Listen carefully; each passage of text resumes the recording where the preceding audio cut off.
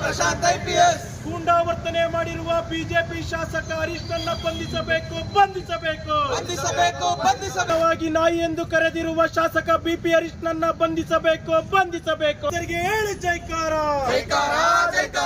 ಬೇಕೇ ಬೇಕು. ನಿನ್ನೆ ಅಷ್ಟೇ ದಾವಣಗೆರೆಯಲ್ಲಿ ಹರಿಯಾಸ್ ವರಿಷ್ಠಾಧಿಕಾರಿಗಳಾದಂತಹ ಉಮಾ ಪ್ರಶಾಂತ್ ರವರಿಗೆ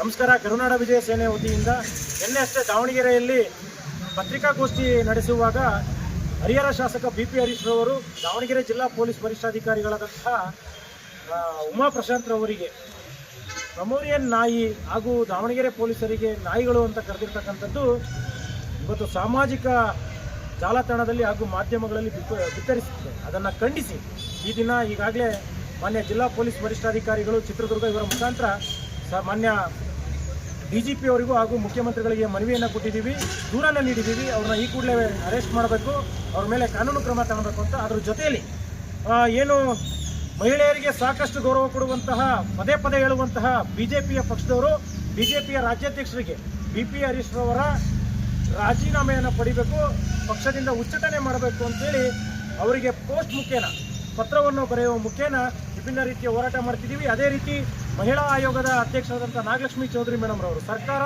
ಯಾವಾಗಲೂ ಮಹಿಳೆಯರ ಪರವಾಗಿರುತ್ತೆ ಅಂತ ಹೇಳ್ತಾರೆ. ಇವತ್ತೊಬ್ಬ ಮಾನ್ಯ ಮಹಿಳಾ ಪೊಲೀಸ್ ವರಿಷ್ಠಾಧಿಕಾರಿಗಳಿಗೇ ರಕ್ಷಣೆ ಇಲ್ಲ ಅಂತಂದರೆ ಸಾಮಾನ್ಯ ಜನರ ಪರಿಸ್ಥಿತಿ ಏನು?